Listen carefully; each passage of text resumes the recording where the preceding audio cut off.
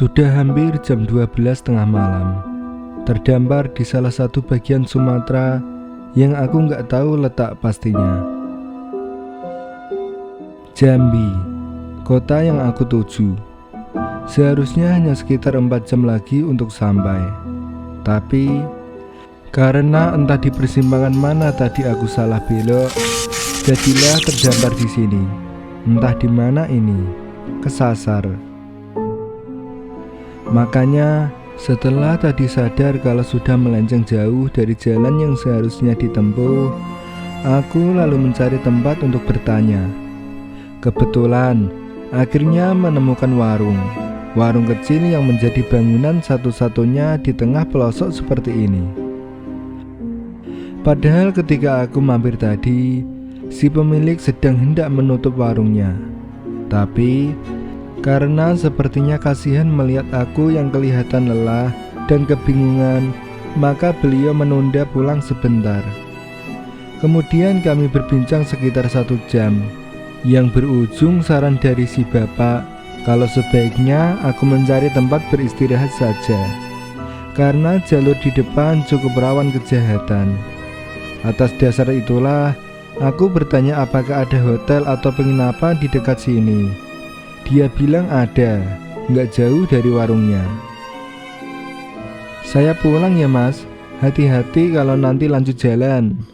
Begitu kata bapak pemilik warung. Oh iya pak, terima kasih, jawabku. Kalau mau duduk di sini dulu nggak apa-apa, silahkan. Kemudian dia pergi meninggalkan aku sendirian dalam gelap di depan warungnya. Berjalan ke arah berlawanan dengan jalan yang akan aku tuju nantinya. Beberapa menit setelahnya, aku benar-benar sendirian. Sekali lagi menyalakan rokok. Sebatang lagi lah, begitu pikirku. Aku memandang jalanan sepi dan kosong yang ada di hadapan. Sepertinya, kalau nggak salah sejak 1 jam lalu, ketika pertama mampir di warung, gak ada satupun kendaraan yang terlihat melintas. Entah itu motor, mobil, atau kendaraan besar. Gak ada, kosong saja. Warung kecil ini letaknya persis di pinggir jalan yang sepi. Jalanan yang kanan kirinya hanya ada lahan kosong yang dipenuhi pepohonan, menyerupai hutan atau perkebunan. Sama sekali nggak ada bangunan. Udara mulai terasa dingin, tanpa hembusan, namun tetap sesekali menyentuh permukaan kulit, merinding jadinya. Kali ini, rokok di tangan sudah benar-benar habis, lalu kumatikan dengan menginjaknya. Asap terakhir kuhembuskan dari mulut. Kepulannya lebih pekat daripada kabut tipis yang mulai muncul. Ya sudah, aku lalu berjalan menuju mobil, bermaksud untuk melanjutkan perjalanan, mencari losmen yang bapak pemilik warung tadi rekomendasikan. Ya, akhirnya aku memutuskan untuk beristirahat dulu saja, lalu melanjutkan perjalanan besok pagi. Harusnya aku sudah terbiasa dengan kondisi ini, karena sejak dari Jakarta kemarin malam memang sudah berkendara sendirian. Harusnya sudah terbiasa. Tapi entah kenapa, menjelang tengah malam ini kok seperti beda hawanya. Aneh, aku nggak bisa menjelaskannya. Keanehan inilah yang membuat tekadku semakin bulat untuk mencari hotel atau losmen saja untuk beristirahat, daripada kenapa-kenapa kalau aku memaksakan diri untuk lanjut perjalanan. Sudah sekitar 5 menit setelah meninggalkan warung tadi, aku sengaja menjalankan kendaraan dengan kecepatan sedang, nyaris pelan. Sengaja seperti itu karena aku sambil mencari losmen yang bapak tadi maksudkan. Tempatnya di ujung tikungan panjang, sebelah kiri jalan. Agak gelap, kalau tidak fokus bisa-bisa kelewatan. Aku ingat sekali kalau bapak pemilik warung tadi bilang begitu. Makanya aku sangat awas memperhatikan sisi jalanan. Keadaannya sama dengan di depan warung tadi. Jalanan yang sedang aku susuri ini juga sangat kosong. Sepinya agak menggetarkan nyali. Nggak ada kendaraan melintas sama sekali. Sesekali terlihat ada 1-2 bangunan di pinggir jalan, tapi sangat jarang. Selebihnya pepohonan menyerupai hutan yang jadi pemandangan. Lampu mobilku jadi sumber pencahayaan satu-satunya. Jadinya terang, hanya ada di bagian depan saja. Kanan kiri gelap gulita, apalagi di belakang. Sesekali aku melirik kaca spion, seram melihatnya. Gelap pekat membuat was-was. Takut kalau tiba-tiba aku melihat sesuatu di belakang dari pantulannya. Akhirnya aku menemukan tikungan panjang. Seharusnya pada ujungnya akan ada losmen yang bapak warung tadi maksud.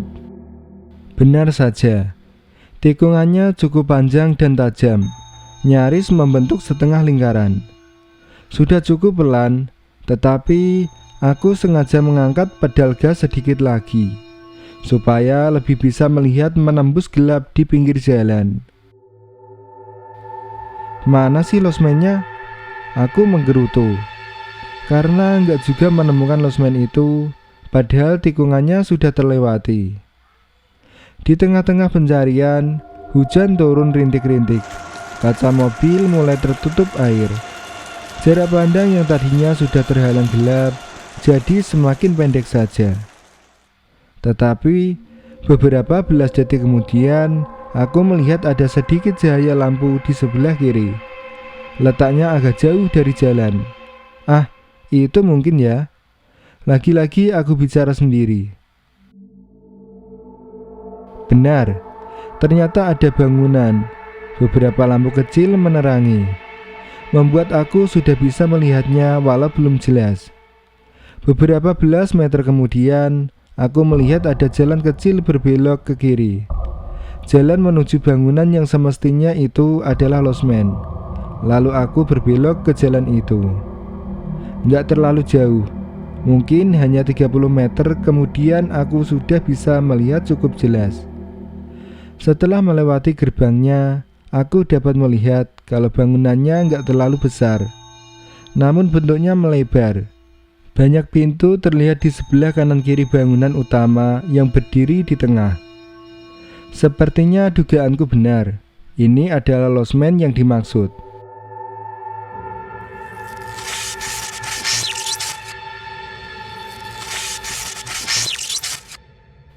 Halaman parkirnya luas, sepertinya bisa menampung belasan kendaraan.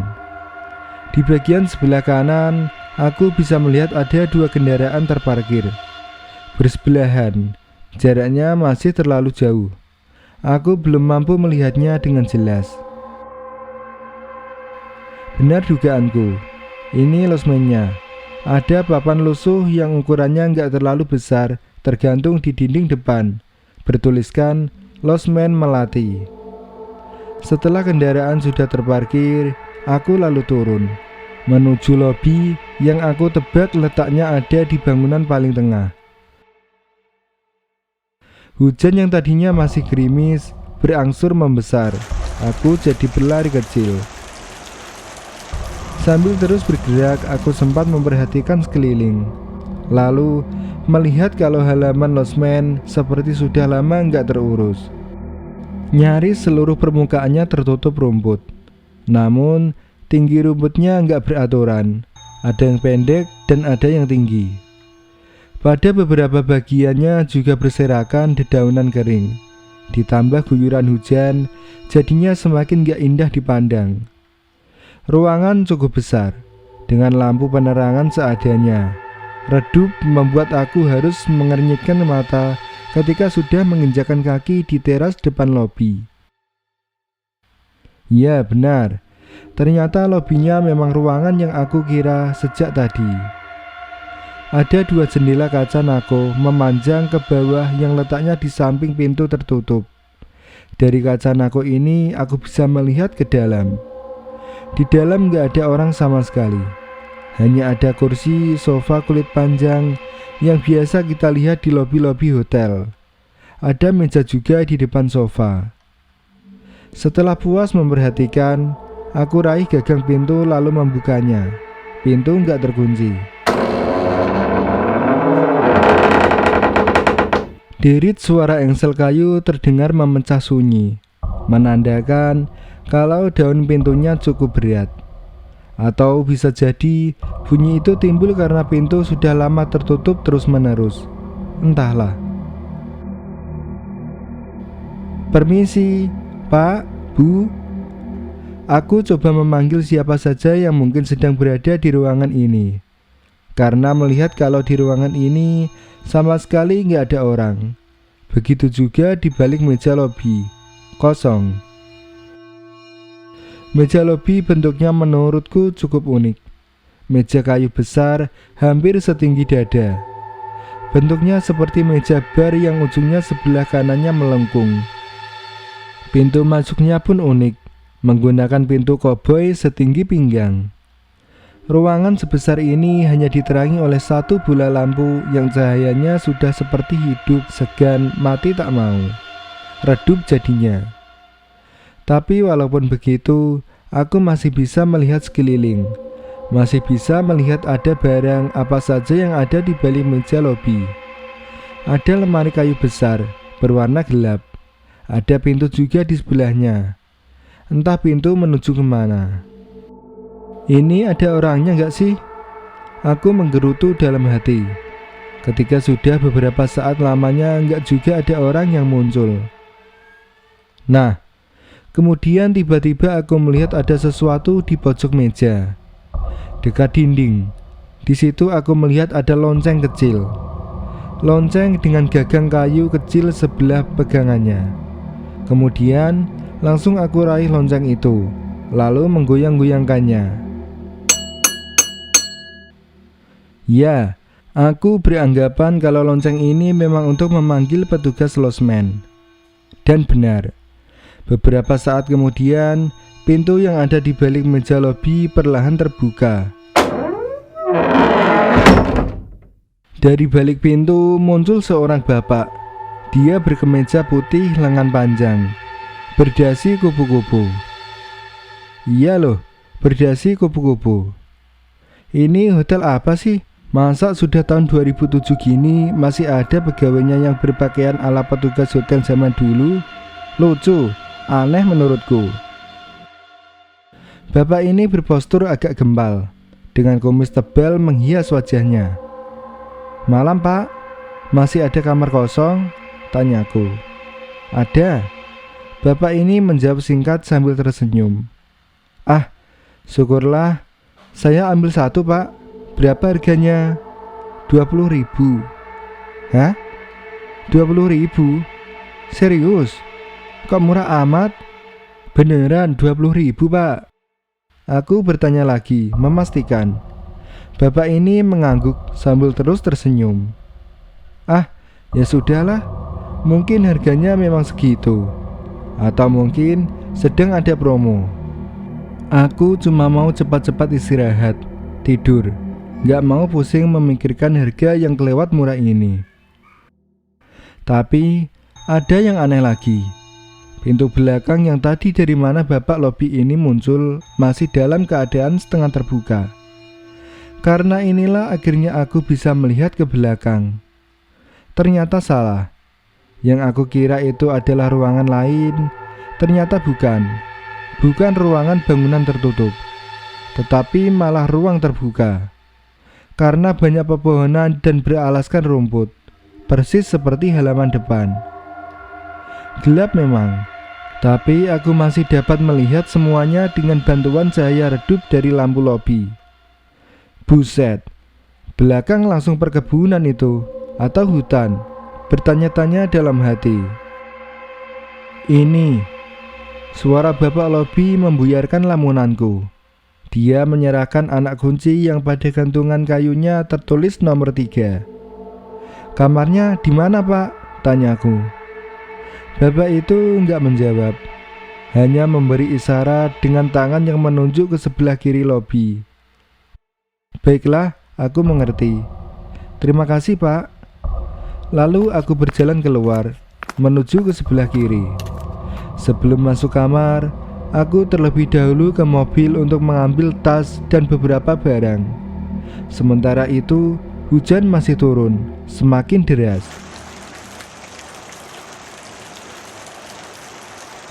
Nah, masih ingat kan dengan dua mobil yang tadi awal aku ceritakan? Yang parkir nyaris di paling sudut halaman. Kali ini aku sudah bisa melihatnya dengan jelas, karena letaknya nggak jauh dari kamar yang aku tempati. Sekali lagi, aku sedikit merasa aneh, karena dua mobil itu merupakan mobil sudah tua. Mobil keluaran sekitar tahun 70-an. Tapi kondisinya masih kelihatan cukup bagus, mulus dan mengkilat. Semerbak wangi bunga menyeruak tercium setelah sudah berada di dalam. Entah wangi bunga apa, aku nggak tahu. Berarti kamarnya bersih, wangi banget, gerutuku dalam hati. Tapi aku belum bisa melihat isi kamar dengan jelas, karena masih gelap. Maka dari itu, aku lalu mencari saklar lampu yang biasanya terletak nggak jauh dari pintu. Ternyata nggak ada. Aku nggak menemukan saklar lampu. Tapi masa iya nggak ada saklarnya? Nggak mungkin kan? Terus aku meraba dinding dalam gelap, namun tetap nggak menemukannya. Sementara wangi bunga masih tercium, semakin kuat malah ketika aku makin masuk ke dalam. Menyerah. Akhirnya aku raih korek api gas di saku celana, lalu menyalakannya. Seketika ruangan menjadi sedikit bercahaya. Barulah aku bisa melihat isi kamar. Pantas saja aku nggak menemukan saklar lampu, karena memang nggak ada lampu ruangan. Yang ada hanya lampu meja. Ada lampu meja yang bentuknya model lampu zaman dulu, dengan tutup kain berenda dan bermotif bunga. Aku lalu menyalakannya. Seketika kamar 03 ini jadi nggak gelap lagi, walau nggak terlalu terang juga. Ini hotel jadul banget sih. Masa lampu kamar masih mengandalkan hanya dari lampu meja? Sekali lagi aku mengomentari keunikan losmen ini. Ada dua kasur kecil. Di tengah-tengahnya ada meja kayu yang di atasnya ada lampu tadi. Aku lalu meletakkan tas di atas salah satu tempat tidur, lalu bergegas menuju toilet, karena sepanjang jalan sudah menahan ingin buang air kecil. Toilet ukurannya cukup besar, tapi aku agak sedikit kesal karena ternyata lampunya mati. Nggak bisa aku nyalakan. Tapi ya sudahlah, karena sudah nggak tahan lagi. Kemudian aku langsung buang air kecil. Dalam keadaan gelap yang hanya mengandalkan penerangan dari lampu kamar, aku bisa melihat kalau toilet ini juga bentuknya model lama, masih menggunakan bak mandi dan kloset jongkok. Beberapa bagian dindingnya juga masih menggunakan batu alam. Ketika sedang buang air kecil inilah, samar aku mendengar sesuatu yang tentu saja membuat penasaran. Aku mendengar suara dari belakang kamar, dari balik dinding kamar saya. Suara apa sih? Ternyata itu adalah suara orang yang sedang berbincang satu sama lain. Beberapa orang. Gak bisa mendengar dengan jelas obrolan mereka. Yang aku dengar hanya gumaman-gumaman kecil dari kejauhan. Siapa mereka? Apa yang sedang mereka lakukan di belakang losmen? Tepat di atas kloset, aku melihat ada jendela kaca yang letaknya di dinding bagian atas. Dari jendela itu, seharusnya aku bisa mengintip keluar, melihat ada apa sebenarnya di belakang. Penasaran, aku lalu berusaha mencapai jendela itu dengan menaiki bak mandi. Sementara suara perbincangan itu semakin jelas terdengar. Belakangan malah diselingi oleh tawa tertahan. bahkan cekikian. Gelap, yang masih terlihat hanya gelap. Gak bisa melihat apa-apa ketika pada akhirnya aku sukses mengintip melalui jendela toilet. Namun aku belum menyerah, terus berusaha mencari apa saja yang mungkin masih bisa kelihatan, karena suara perbincangan itu masih terus terdengar. Sampai akhirnya beberapa belas detik kemudian, ketika mata sudah terbiasa melihat dalam gelap, pandanganku menangkap sesuatu.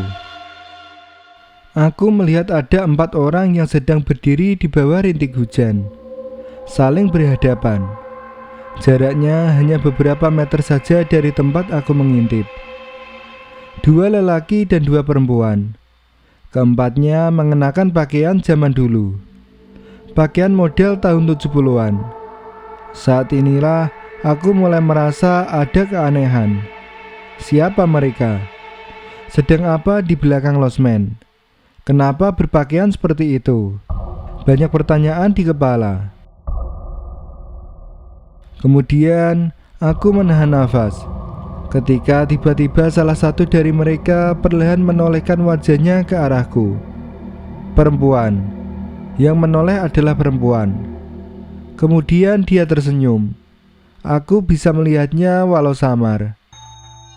Setelah perempuan itu, kemudian satu persatu temannya yang lain juga perlahan menoleh ke arahku. Tuhan, siapa mereka? Keringat dingin mulai mengucur. Ketakutan mulai menyeruak. Aku semakin ketakutan. Gemetar tubuhku ketika melihat adegan berikutnya. Ketika keempatnya mulai berjalan bergerak menuju pintu belakang, yang kalau aku nggak salah, mereka sedang menuju pintu belakang lobi losmen. Yang membuatku makin ketakutan, ternyata mereka berjalan bergerak melayang.